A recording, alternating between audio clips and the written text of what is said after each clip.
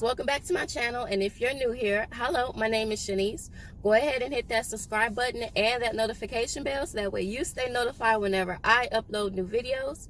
And welcome to the family. So as you can see from the title, I will be telling you how you can make more money on Doordash. Now before I begin, I want to say that everything that I mentioned in this video, I have tested everything myself and I've seen a huge, massive increase in the earnings that I have been making recently versus what I used to make when I wasn't using these tips. So let's get into it. First one is cherry pick. Now I know some of you may be like, what's the purpose of cherry picking? Or I don't want my acceptance rate to drop. Don't worry about your acceptance rate because it will not determine if you get deactivated or not. So here's some things that I personally do when I cherry pick. Set a mile per dollar, an amount that you would personally accept, and don't accept anything less than that. So let's say for an example, for me, I will take an order if it's $2 per mile. So let's say if it's an order that is $10 and I'm only driving 5 miles, I would take that order. Or if it's a $6 order and I'm only driving 3 miles, then I would take that order.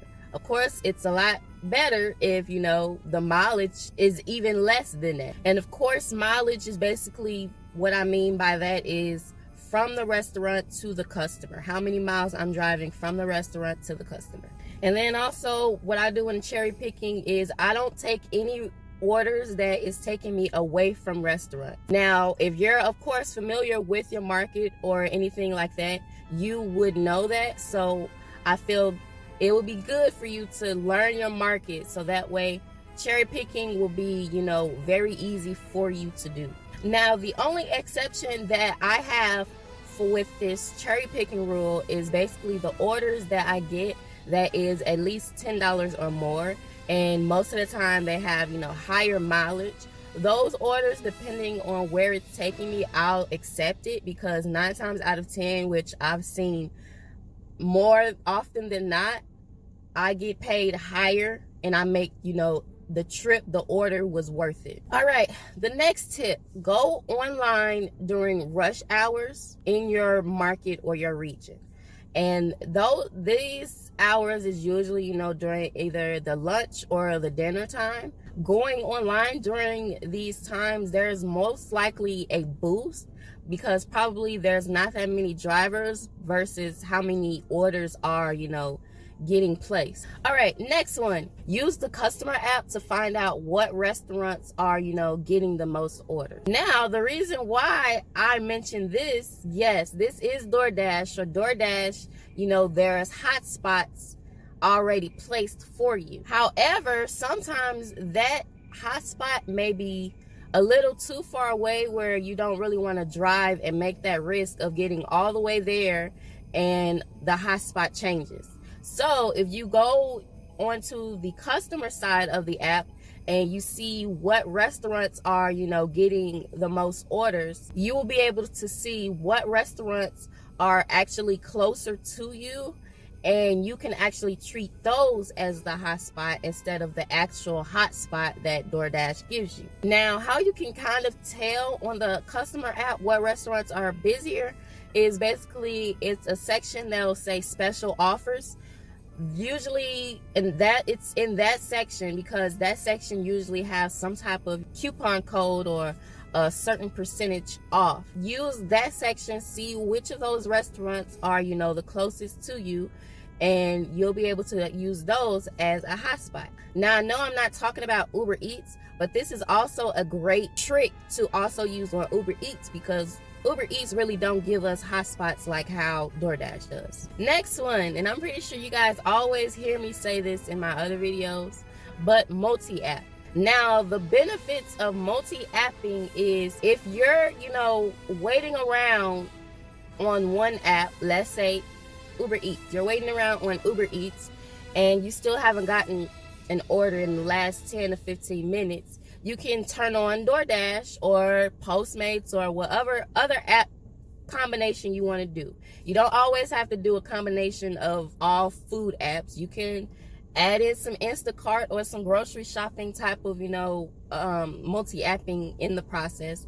Whatever floats your boat. Multi-apping can be a great way to keep you productive throughout the day instead of you just always sitting around in your car just waiting for an order to come in. I do this so much that it's like a habit. I don't just, turn on one app. I feel weird just turning on one app now. So if you guys are unaware, I do have an Instagram page. It's called side_gigs_with_Shanice. Go ahead and follow that Instagram page. It's specifically for my YouTube channel, so that way you guys will be notified like as soon as I upload videos. And of course, you'll be able to connect with me more on there, on here, even though I'll be able to see your comments in the video. There may be some times where you might want to personally ask me a question regarding, these apps, but you don't want the world to see it. So you can, of course, connect with me on there, and I will, of course, respond depending on the type of questions.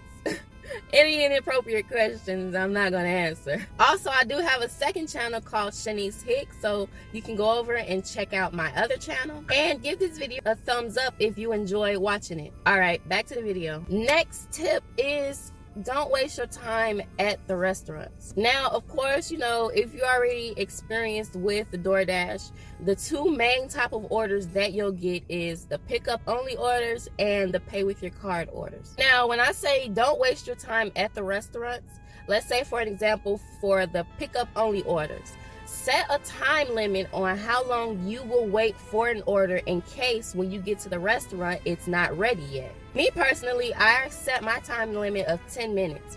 And if they say, the order will be ready in 11 minutes, okay, thank you. I'm unassigning this order and I'm going on to the next order. Now, for the pickup and pay orders, you may want to give it a little bit more time just because you're the one who has to order the order and they're making it like as if you're a regular customer. So if you want to, set a time limit on the pickup and pay orders, of course, do that also. But of course, keep in mind that those orders usually take longer just because they're not already in the process of making it when you get there. Also, if there's a long line at the restaurant, whether it's at the drive-thru or actually inside the restaurant, go to the other option. So let's say, for an example, which I do this all the time, especially at McDonald's, when I'm pulling in and I see that there's a long line at the drive-thru, I automatically, just go park my car and I go inside the restaurant and I go pick it up. Now, 9 times out of 10, which I've seen, I'm not saying this is for every single restaurant, but with McDonald's, which is what I've seen, every time there's a long line in the drive-thru, almost always the dine-in is almost like empty. So when I go into the restaurant, I'm literally leaving back out and I see the same cars in the drive-thru, but I've already gotten my order. So even though, let's say some people that prefer the drive-thru, if you want to, be able to pick up your order faster, just take that time to just go inside just to pick up the order. All right, so the last tip is make sure you're prepared for your day. Now, we all, see the options as soon as you, dash now already or about to start your scheduled dash.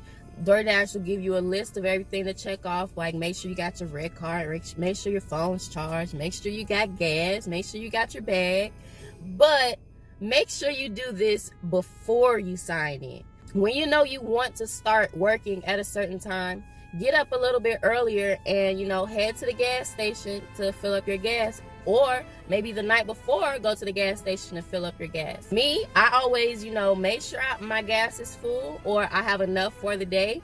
And then I also, like to give me an energy drink. So I always try to do this a lot earlier than when I actually start dashing. Now, this part, you need to do this, while you're also working, but also make sure your phone is charged. Now, I know some people don't, when they're, at home and go to bed, they don't leave their phones on the charger. I personally do because I'm too scared of, waking up and I'm late for something because my phone's dead and my clock didn't go off. But if you're not one of those type of people, invest in a car phone charger. So that way you can always leave your phone charged, because believe it or not, these apps drain your battery so much. Like 1 minute, you'll see that your phone is at 100%. And then 2 minutes later, it's probably at 49%. And you didn't realize like it was draining that fast. So invest in a phone charger and try to make sure your phone is charged before, you leave home. Try to use the bathroom before you leave also. Now, of course, like everybody, as a human being, you will have to go throughout the day, especially if you're planning on working, all day, a long hours. But, try to use the bathroom before you leave. That way you have more time and there won't be a need to stop as soon as you start your dash. So all of that, sums up, being prepared for your dash. So if you guys have any questions, of course, you can leave them down in the comments below, or you can follow me on Instagram and send me a message through there and I'll answer you there. And I'll catch you guys in my next video. Bye guys.